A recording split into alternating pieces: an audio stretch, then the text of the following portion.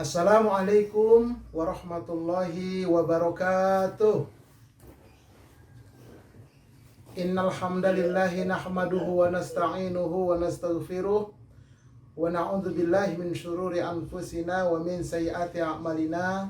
May yahdihillahu fala mudhillalah wa may yudlil fala hadiyalah. Asyhadu an la ilaha illallah wahdahu la syarikalah wa asyhadu anna Muhammadan abduhu wa rasuluhu la nabiyya ba'dah, amma ba'd.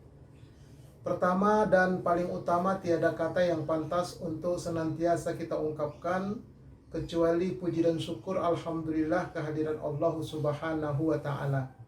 Salawat beruntaikan salam semoga senantiasa Allah sampaikan keharibaan putra Abdullah, buah hati Aminah kekasih Allah, Nabi kita Muhammad sallallahu alaihi wasallam.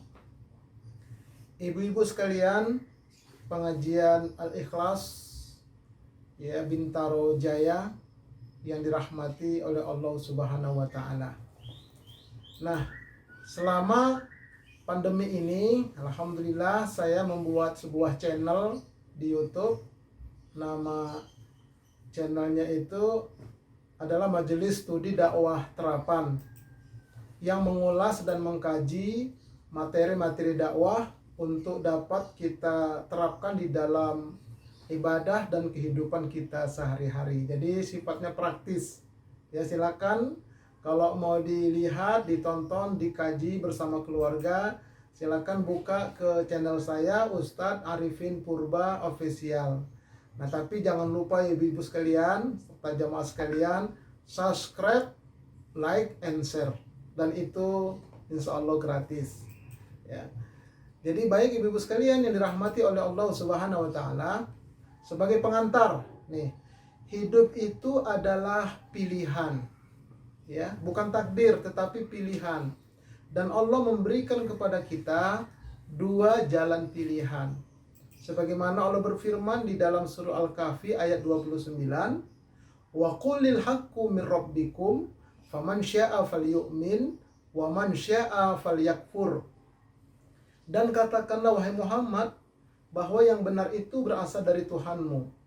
Nah, oleh karenanya siapa yang mau beriman, silakanlah dia beriman. Siapa yang mau kafir, biarkanlah dia kafir. Jadi sekali lagi, bukan takdir tetapi pilihan. Mau beriman, mau kafir, pilihan kita. Begitu juga mau ke surga atau ke neraka itu pun pilihan, ibu-ibu sekalian, ya, bukan takdir. Ya, sebagaimana disebutkan dalam hadis yang mulia, "Waman salaka tariqan yaltalmisu fihi ilman, sahalallahu lahu bihi tariqan ilal jannah." Dan siapa yang menempuh jalan untuk mencari ilmu, maka Allah akan mudahkan baginya jalan menuju surga. Nah, jadi kita sekarang ini sedang menuntut ilmu, maka kita akan dimudahkan jalan kita ke surga. Nah, ini pilihan kita. Mau ngaji silakan, tidak mau ngaji silakan. Jadi sekali lagi, bukan takdir, pilihan. Karena ada orang bilang begini, ibu sekalian, enak ya jadi ustadz, nanti ditakdirkan masuk surga. Belum tentu. Ya, belum tentu. Kalau dia memilihnya ke neraka, masuk neraka. Ada juga yang mengatakan, biarlah kami tidak ibadah, tidak ngaji. Lalu kenapa Pak? Siapa tahu nanti kami di akhirat ditakdirkan masuk surga. Tidak mungkin. Ya, karena itu pilihan dia. Nah, jadi inilah Bapak Ibu sekalian, jamaah sekalian, bahwa sekali lagi hidup ini pilihan. Dan kita berdoa kepada Allah, mudah-mudahan kita, keluarga kita, semuanya dapat memilih jalan menuju surganya Allah Subhanahu wa taala. Amin Allahumma amin. Baik, mari sama-sama kita ikuti ulasan kajian kita pada pertemuan pagi hari ini.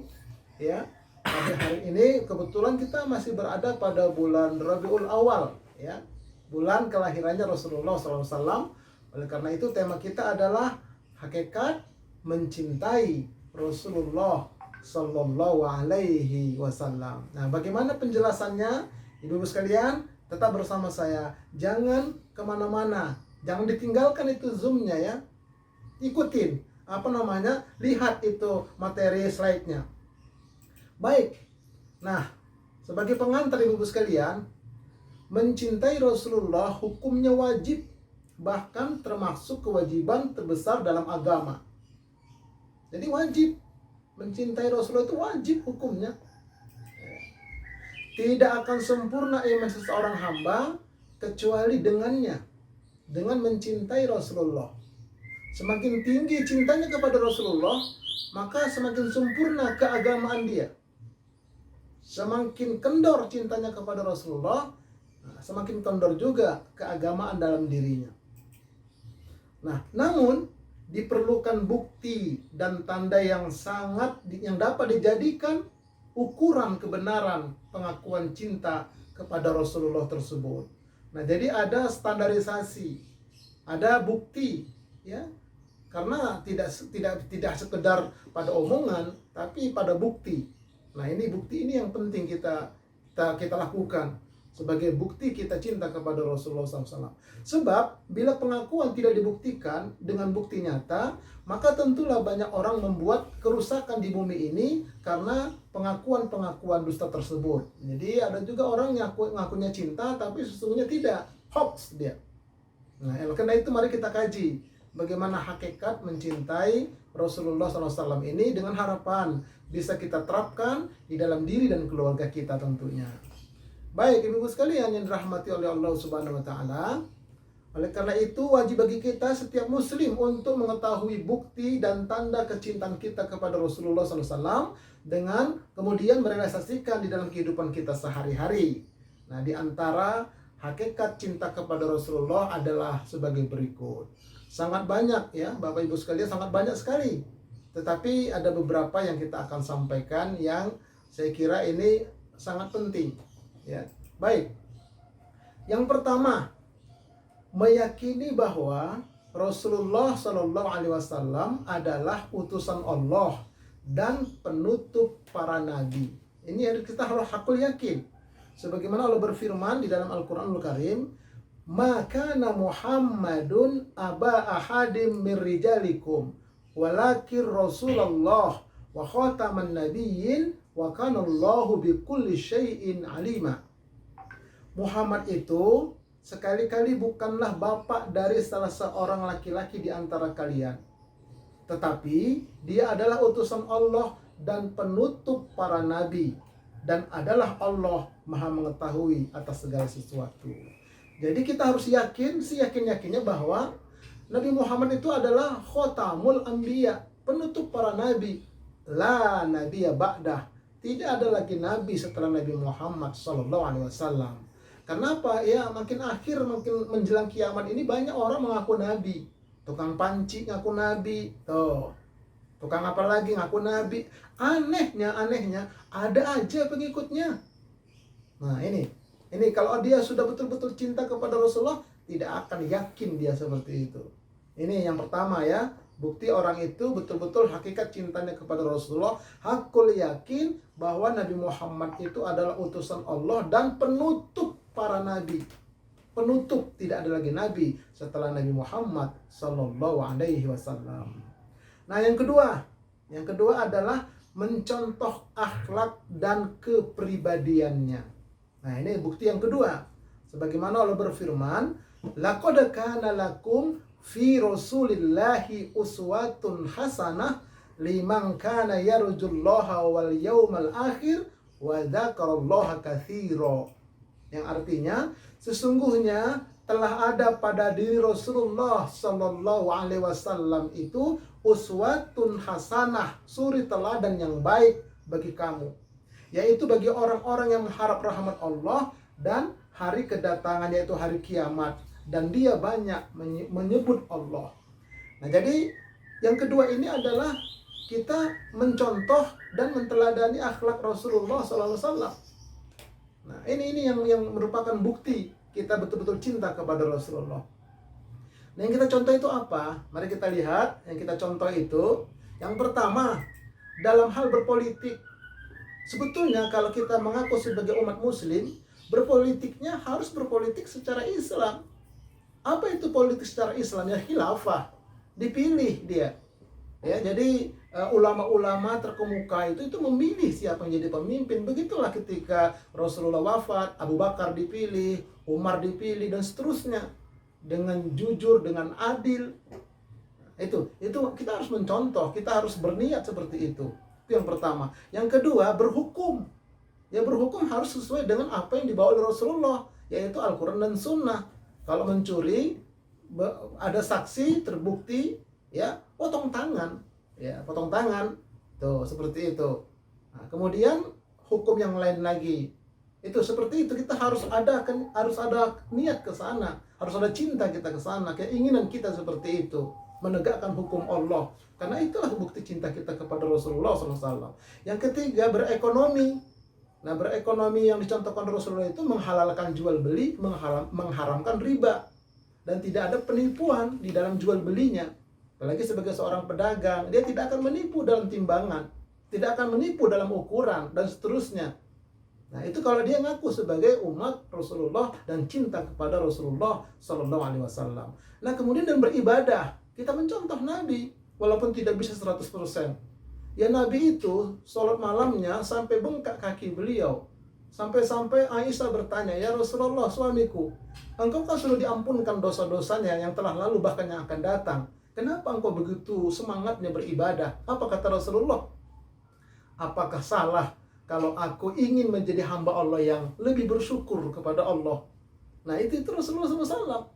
Nah, tetapi yang terjadi di masyarakat kita misalnya, ya, ini mengadakan perayaan Maulid sampai malam, penceramahnya ada 5 orang. Besok sholat subuh berjamaah, itu paling-paling nanti tinggal yang azan dia, imamnya dia, yang qomat dia, makmumnya dia, bersama speaker di dalamnya. Yang tadi malam hadir banyak itu kemana? Mengaku cinta kepada Rasulullah. Ini kan suatu PR besar bagi kita kaum muslimin. Nah, itu ya. Kemudian yang kelima, dalam bermuamalah, berinteraksi, ya, baik itu kepada sesama beragama ataupun kepada yang beda agama. Itu Rasulullah SAW kita harus contoh.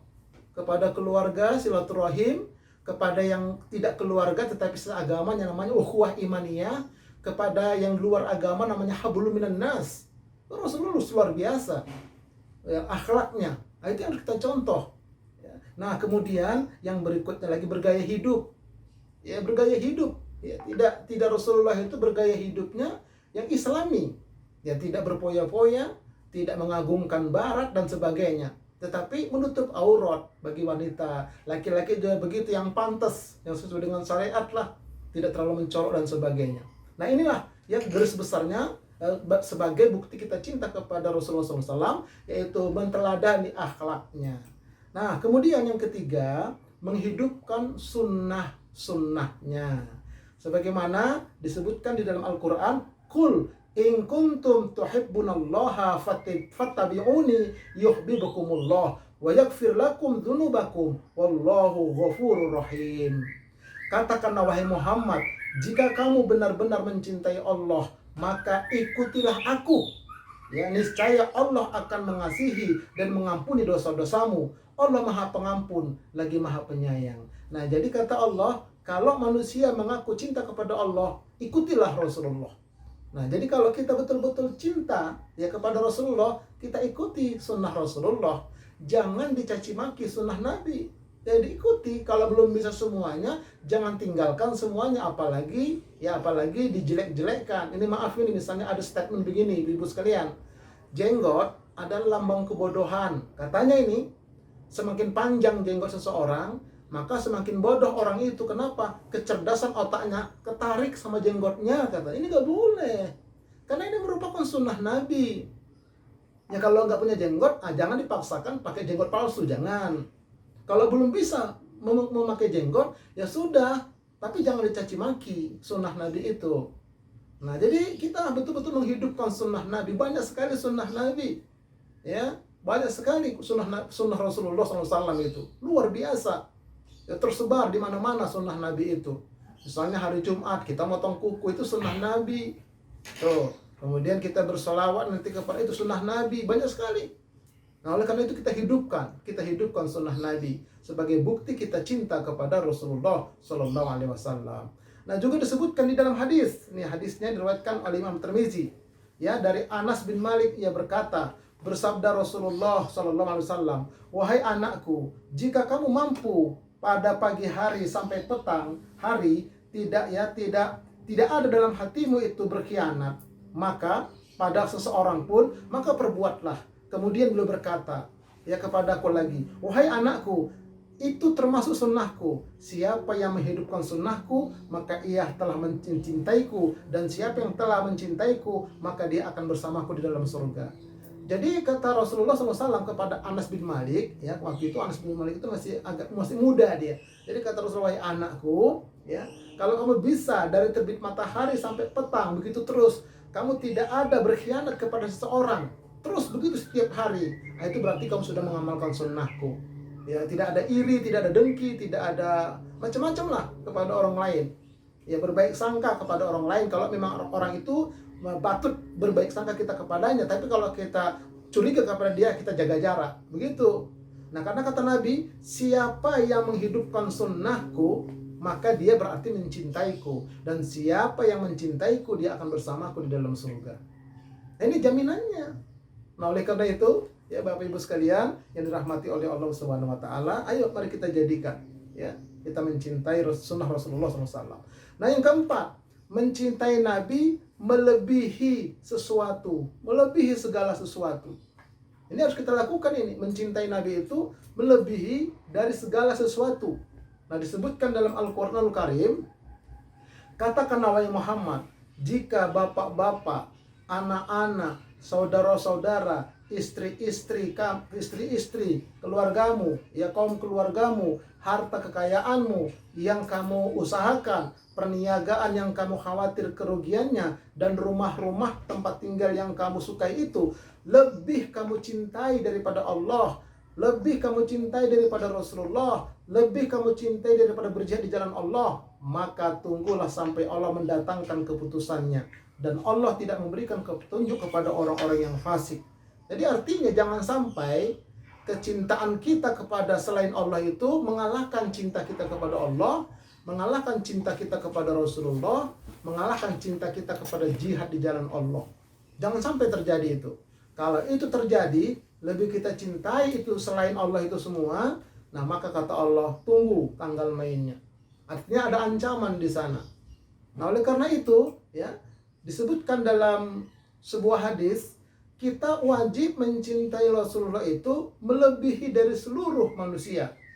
An Anas qala Nabi sallallahu alaihi wasallam, la yu'minu ahadukum hatta akuna ahabba ilaihi min walidihi wa waladihi wan nasi ajma'in. Kata Nabi, tidak sempurna iman seseorang sampai aku, kata Nabi, dia jadikan lebih dia cintai daripada orang tuanya, daripada anak-anaknya, daripada manusia seluruhnya.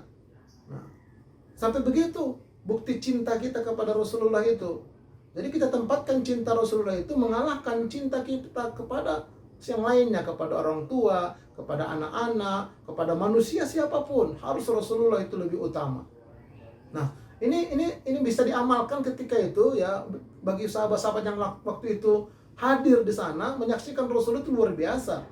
Luar biasa. Ya, mereka itu cinta nih kepada Rasulullah sallallahu alaihi wasallam. Sampai-sampai begitu datang dari Madinah, itu mereka itu gembira dengan menabuh rebana, tola'al badru alaina, girang sekali mereka. Datang dari Mekah ke Madinah hijrah. Sangat girang mereka itu mencintai Rasulullah sallallahu alaihi wasallam. Nah, lalu bagaimana dengan kita? Nanti ada solusinya buat kita di akhir zaman yang tidak bertemu dengan Rasulullah sallallahu alaihi wasallam. Baik, bahkan Umar bin Khattab pernah ditegur oleh Rasulullah sallallahu alaihi wasallam. Ini tentang cintanya kepada selain Rasulullah. Kami bersama Nabi dan beliau dalam keadaan memegang tangan Umar. Ya, ini kata Abdullah, ya, memegang tangan Umar. Lalu Umar berkata kepada beliau, Wahai Rasulullah, kata Umar kepada Rasulullah, sesungguhnya engkau lebih aku cintai daripada segala sesuatu kecuali diriku. Kata Umar begitu, aku mencintai engkau wahai Rasulullah dari yang lain kecuali kepada diriku. Lalu Nabi bersabda, tidak, demi zat yang jiwaku di tangannya, kata Rasulullah, sampai aku lebih kamu cintai daripada dirimu sendiri. Lalu Umar pun berkata, nah sekarang demi Allah, sesungguhnya aku lebih mencintaimu walaupun daripada diriku sendiri. Nah, baru kata Rasulullah, benar itu imanmu. Jadi pernah Umar begitu. Jadi kata Umar, aku mencintai engkau ya Rasulullah daripada yang lain kecuali diriku. Artinya apa? Dia lebih mencintai dirinya, baru Rasulullah. Kata Rasulullah, tidak boleh. Kamu harus mencintai aku daripada dirimu dan yang lain. Sampai begitulah ditugurnya Umar oleh Rasulullah SAW. Nah, kemudian seseorang akan bersama apa yang dicintai nanti kala pada hari kiamat. Ini maksud daripada Rasulullah SAW yang disebutkan dalam sebuah hadis an Anas bin Malikin an A'rabiyan qol li Rasulillah sallallahu alaihi wasallam mata sa'ah. Jadi seorang Arab Badui datang kepada Nabi di Masjid Nabawi. Ketika itu Rasulullah dan para sahabat sedang mengadakan taklim Masjid Nabawi. Tiba-tiba Arab Badui ini datang bertanya, "Ya Rasulullah, mata sa'ah? Kapan terjadinya kiamat itu?" Qala lahu Rasulullah sallallahu alaihi wasallam. Lalu Nabi berkata kepada orang itu, "Ma'adadta laha?" Apa yang telah kau siapkan untuk menyambut kiamat itu? Qala, dia menjawab, "Hubballah wa rasulihi." Aku mencintai Allah dan aku mencintai Rasulullah. Qala, "Anta ma'a man ahbabta." Engkau akan bersama apa yang kau cintai nanti di akhirat. Nah, jadi ketika orang Arab Badui ini datang, yang dari dusun ini datang di Masjid Nabawi, dia bertanya seperti itu, sahabat semua saling pandang. Ada apa ini orang ini? Datang-datang dari kampung nanya tentang kiamat. Semua pada kasak-kusuk. Nabi katakan, tenang. Lalu kata Nabi, apa yang kau siapkan? Tidak ada yang Rasulullah, tapi aku siapkan diriku mencintai Allah dan Rasulullah. Apa kata Rasulullah? Engkau nanti di akhirat akan bersama apa yang kau cintai. Berarti masuk surga. Karena Rasulullah masuk surga. Nah, setelah itu apa yang terjadi? Nih, sebutkan dalam hadis yang berikutnya. Dari Anas bin Malik bahwa seorang Arab Badui itu datang kepada Rasulullah. Apa kata Rasulullah? Engkau akan bersama yang kau cintai. Lalu kami pun berkata, kata sahabat yang lain, kami juga seperti itu ya Rasulullah. Maka kata Rasulullah, ya kalian juga dapat. Baru berbahagia mereka.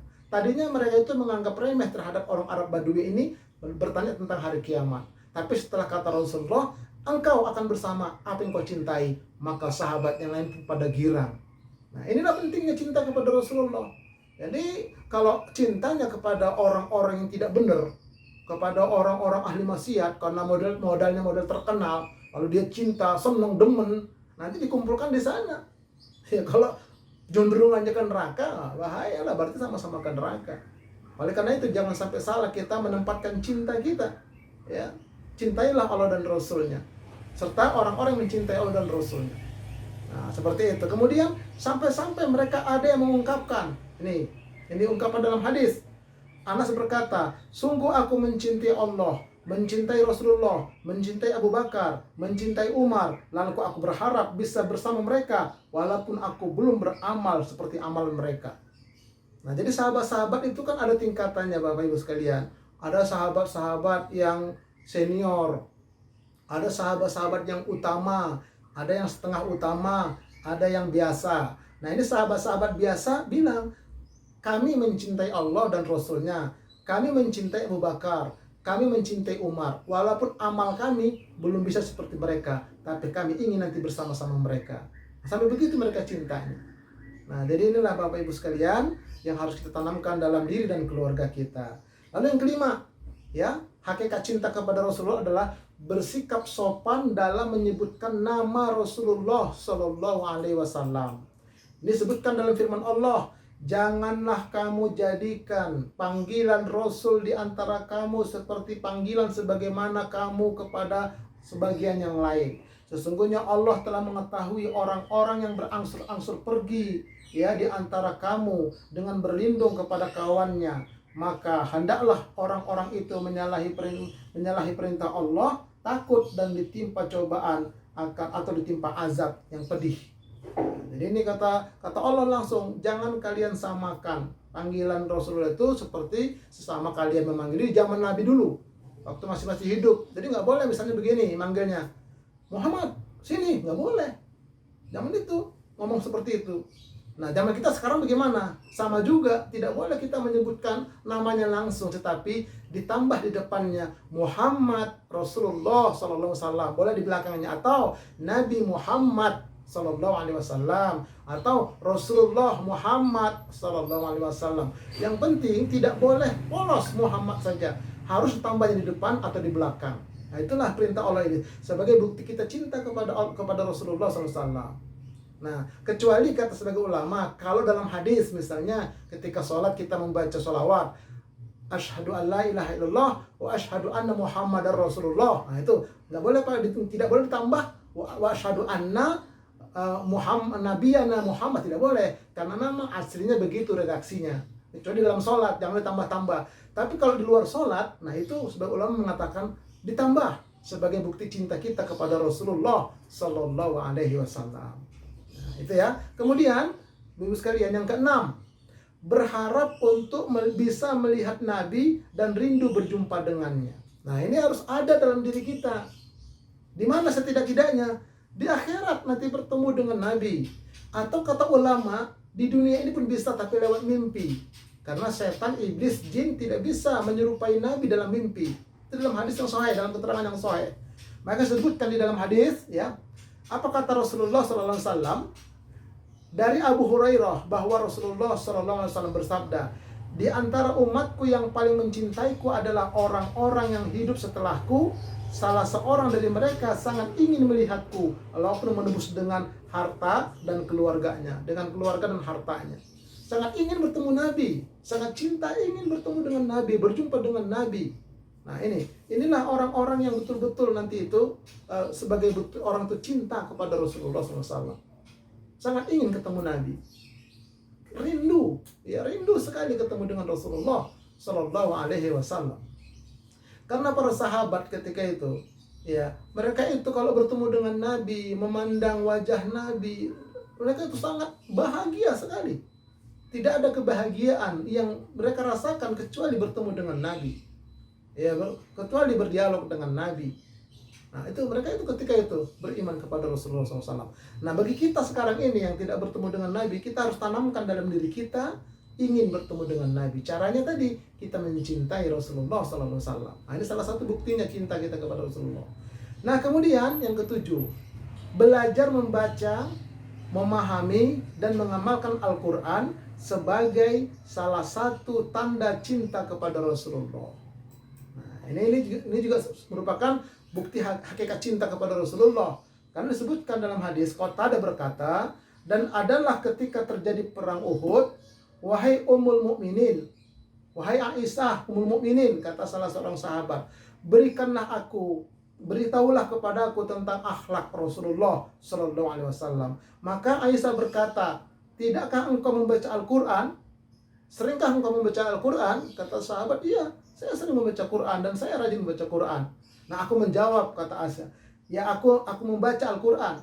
Lalu berkatalah Aisyah, sesungguhnya akhlak Nabi Allah itu adalah Al-Quran. Nah, jadi akhlaknya Rasulullah itu ada Al-Quran. Jadi ulama mengatakan Rasulullah itu adalah Al-Quran jalan. Nah, kalau kita rajin membaca Quran, mempelajari Quran, membaca Quran, mengamal Quran, mengamalkan Quran, mendakwahkan Quran, berarti kita itu mencintai Rasulullah Sallallahu Alaihi Wasallam. Kenapa? Karena akhlaknya Rasul itu adalah Al-Quranul Karim. Nah, termasuk kita ini sedang mengkaji Al-Quran kita ini sebagai bukti kita cinta kepada Rasulullah Sallallahu Alaihi Wasallam. Nah, ini ya. Kemudian yang ke-8, mencintai orang yang dicintai oleh Nabi Muhammad Sallallahu Alaihi Wasallam. Ini bukti cinta juga ini, ya. Sebagaimana disebutkan dalam hadis dari Ibnu Abbas, ia berkata, telah bersabda Rasulullah Sallallahu Alaihi Wasallam, cintailah Allah karena ia telah memberikan nikmat-nikmatnya kepada kalian. Kemudian cintailah aku karena cinta kepada Allah. Dan cintailah keluargaku karena cinta kepadaku. Jadi kita diperintahkan mencintai Allah karena nikmat-nikmatnya banyak. Dan kita diperintahkan cinta kepada Rasulullah karena bukti cinta kita kepada Allah. Dan kita diperintahkan cintai keluarga Rasulullah sebagai bukti cinta kepada Rasulullah Sallallahu Alaihi Wasallam. Jadi jangan membenci keluarga Nabi, tidak boleh. Karena keluarga Nabi itu adalah orang-orang yang dicintai Nabi. Begitu juga sahabat-sahabat Nabi. Ya kalau ada orang ngaku beragama Islam, mengaku cinta kepada Nabi, tapi dia benci sahabat Nabi. Salah seorang aja benci kepada Abu Bakar, benci kepada Umar, dan seterusnya. Nah, itu bohong cintanya kepada Rasulullah. Bohong. Jadi wajib kita mencintai orang yang dicintai oleh Rasulullah. Keluarganya, termasuk anak cucunya sampai sekarang. Karena Rasulullah itu punya anak cucu. Ya. Wa ala alihi wa dzurriyyatihi, kan ada hadisnya itu, keluarganya dan anak cucunya, zuriatnya dari jalur Fatimah, kan perempuan ya, walaupun perempuan kan ada darah Nabi di situ. Nah jadi kita cintai ya, tetapi tidak boleh terlalu berlebihan kepada anak cucunya. Standar kita cintainya, jangan sampai mengkultus begitu, tidak boleh mengkultus, mendewakan, tidak boleh. Kita cintai sebagai zuriatnya Rasulullah Sallallahu Alaihi Wasallam. Jangan dibenci, apalagi dicaci, apalagi dibully. Maka bisa batal keimanannya. Orang yang mengaku iman, yang mengaku Islam. Naudzubillah min dzalik. Nah kemudian yang berikutnya lagi yang 9. Nah ini dia. Banyak membaca sholawat kepada Nabi Muhammad Sallallahu Alaihi Wasallam. Sebagaimana Allah berfirman, Innallaha wa malaikatahu yusalluna 'alan nabi. Ya ayyuhalladzina amanu sallu alaihi wasallimu taslima. Sesungguhnya Allah dan para malaikat itu berselawat atas Nabi. Disebutkan dalam tafsir, bagaimana salawatnya Allah kepada Nabi? Allah berikan anugerah yang besar. Bagaimana salawat malaikat kepada Nabi? Ulama tafsir mengatakan berdoa kepada Allah untuk Nabi. Makanya kata Allah selanjutnya, ya ayyuhalladzina amanu, wahai orang yang beriman, sallu alaihi wasallimu taslima, berikanlah salawat dan salam, penghormatan kepada Nabi Muhammad sallallahu alaihi wasallam. Jadi diperintahkan oleh Allah kita berselawat atas Nabi. Diperintahkan, ya. Dan ini merupakan bukti cinta kita kepada Rasulullah sallallahu alaihi wasallam. Ya. Orang yang tidak berselawat kepada Rasulullah ketika namanya disebut adalah orang yang bakhil, pelit, medit, buntut kasir, korek, semelekehe, begitu. Sebutkan dalam hadis, al-bakhilu man dzukirtu indahu tsumma lam yusalli alayya sallallahu alaihi wasallam. Ya, disebutkan dalam hadis, orang yang bakhil adalah orang yang apabila disebut namaku tapi dia tidak mengucapkan sallallahu alaihi wasallam.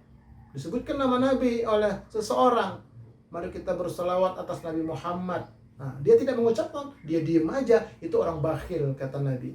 Orang pelit kata Nabi. Nah, jadi bukti kita cinta kepada Rasulullah, banyak salawat kepada Rasulullah sallallahu alaihi wasallam. Ini Ibu sekalian. Nah, apa keutamaan salawat ini? Kita lihat dalam hadis yang bersumber dari Anas bin Malik, ya, bahwa Rasulullah bersabda, man shalla alayya salatan wahidatan sallallahu alaihi asyra salawatin. Barang siapa yang berselawat untukku satu kali, maka Allah akan memberikan kepadanya balasan 10 kali. Tuh. Tidak sampai di situ, Allah hapuskan 10 dosa-dosa kecilnya. Dan tidak sampai di situ, Allah angkat 10 derajat dia, ditingkatkan kedudukan di sisi Allah 10 derajat. Satu kali selawat. Bayangkan itu. Satu kali selawat. Nah, oleh karena itu, ini buktikanlah ya selawat kita kepada Nabi. Kita mengaku cinta kepada Nabi, berapa kali kita berselawat atas Nabi setiap hari. Kalau sholat wajib itu 5 kali. Berarti 5 kali selawat. Karena selawat itu menurut pendapat ulama yang paling sahih hanya pada tahiyat akhir. Tahiyat awal itu at-tahiyatul mubarakatuh sholawatu thayyibatu lillah. Assalamu alayka ayyuhan nabi wa rahmatullahi wa barakatuh. Assalamu alayna wa ala ibadillah sholihin. Sampai situ. Baru itu tahiyat akhir ditambah lagi dia. Allahumma sholli ala Muhammad wa ala ali Muhammad. Kama sholaita ala Ibrahim wa ala ali Ibrahim. Begitu. Nah jadi kalau 5 waktu sehari semalam baru 5 kali kita baca salawat itu. Tambah sholat sunnah misalnya 5 lagi. Ya baru 10. Cuma segitu kita salawat sehari semalam. Nah, mana? Tambah habis sholat misalnya, setelah kita zikir setelah sholat, nah kita tambah dengan sholawat Nabi 100 kali umpama ini. Allahumma sholli ala Muhammad, Allahumma sholli ala Muhammad, Allahumma sholli ala Muhammad, boleh. Allahumma sholli ala Sayyidina Muhammad, boleh di luar sholat. Allahumma sholli ala Habibina Muhammad, boleh sebanyak 100 kali. Itu paling 2 menit. 100 kali selawat 2 menit. Nanti ditutup dengan wa ala alihi wa sahbihi wa dzurriyyatihi ajmain. Boleh ditutup nanti terakhirnya. Tuh kita baca terus seperti itu. Nah kalau 5 kali 100 malam berarti 500. Kali sebulan, kali setahun, kali 10 tahun. Betapa banyak salawat kita. Dan setiap satu salawat dibalas 10 oleh Allah. Nah, seperti itu. Jadi nggak gratis salawat itu. Nggak gratis. Allah yang menyatakan, Nabi menyatakan.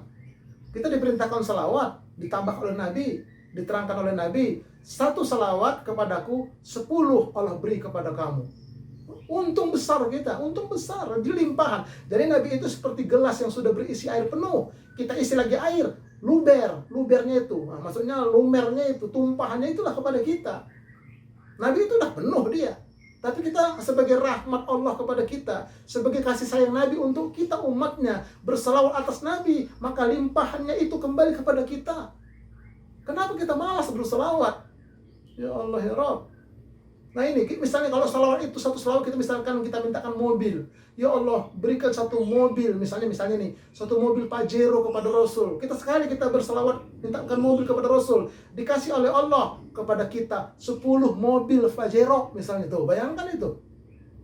Tuh, kalau 10 kali 10. Kalau 100 kali. Kalau 1000 kali, ya Allah ya Rabb. Luar biasa limpahannya itu. Nah, tetapi kita ketika bersalawat ini, yang kita tuju adalah Allah. Jangan minta kepada Rasulullah, nggak boleh. Tidak boleh. Mintanya kepada Allah. Ya Allah, berikanlah salawat kepada Rasulullah. Allahumma sholli ala Muhammad, boleh. Allahumma sholli ala Habibina Muhammad. Ya Allah, berikanlah kepada kekasih kami salawat kepada Nabi. Apa itu salawat? Salawat itu adalah kumpulan semua doa-doa kebaikan. Itu salawat artinya. Kalau salat itu arti doa. Kalau salawat kumpulan doa-doa. Semua doa-doa kebaikan kita mintakan agar diberikan kepada Rasulullah, kepada keluarganya, kepada sahabatnya. Maka keluarga kita dapat limpahan, sahabat kita dapat limpahan. Makanya kita bersahabatlah dengan orang-orang yang rajin berselawat. Tuh, nanti kita dapat limpahan dari dia. Begitu artinya. Nah ini, makanya ketika itu ada sahabat-sahabat yang sahabat-sahabat yang kelas bawah lah kira-kira yang hanya bisa ibadah. Dia tidak bisa berjuang, maksudnya dia tidak ahli di sana, tapi dia ada yang ahli berselawat mereka. Sampai-sampai sahabat-sahabat itu melihat Rasulullah perjuangannya berat. Di kota Mekah itu ketika mulai-mulai berdakwah, difitnah, dituduh sebagai orang gila, kemudian sampai mau dibunuh, dikepung rumahnya. Itu kemudian Nabi berjalan dari Mekah ke Madinah itu sampai hampir sebulan lebih. Kemudian ketika perang Uhud, perang Badar, sampai Rasulullah itu sangat sedih. Sehingga ada sahabat yang berdoa kepada, ya Allah, berikanlah salawat yang sempurna, salam yang sempurna kepada Rasulullah. Lepaskanlah semua ikat-ikatannya ya Allah. Kemudian bebaskanlah dia dari semua kesedihannya ya Allah. Kemudian tunaikanlah semua keinginannya ya Allah. Kemudian sampaikanlah semua hajat-hajatnya ya Allah.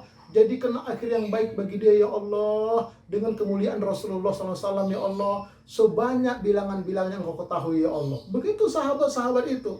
Dengan tulus dia. Karena dia bayangkan Rasul sangat luar biasa cobaan yang beliau hadapi. Dan harapan beliau itu adalah, hajat beliau itu ingin menyebarkan Islam ini. Ingin tersebar Islam di muka bumi. Kemudian keinginan Rasulullah itu ingin mendapatkan bintang wasilah. Ada 1 bintang di akhirat, kata Nabi Mahkota. Cuma 1, aku ingin itu. Makanya kalau kita habis azan kita berdoa, Ati Muhammadanil wasilata wal fadilah. Ya Allah, anugerahkan kepada Nabi Muhammad bintang wasilah itu.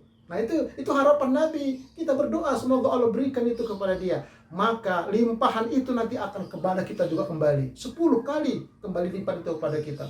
Oleh karena itu, Bapak Ibu sekalian, terutama Ibu-ibu sekalian ini, ayo berselawatlah. Ustadz, saya sedang datang bulan, nggak apa-apa. Misalnya lagi nggak sholat nih, ambil sajadah, ngadep kiblat, baca selawat 100 kali. Sehari 500 misalnya, minimum itu kalau bisa. Jangan begitu datang bulan nggak ngapa-ngapain. Sayang sekali. Ya, batin kita ini kosong nih. Bersalawat boleh, berdoa boleh. Yang tidak boleh sholat, ya baca Quran jangan, megang Quran itu nggak boleh. Atau puasa jangan. Tapi kalau salawat, doa boleh, zikir boleh. Nah inilah, jadi luar biasa salawat ini. Mari kita perbanyak salawat ya kepada Rasulullah SAW. Kita bayangkan kuburnya boleh.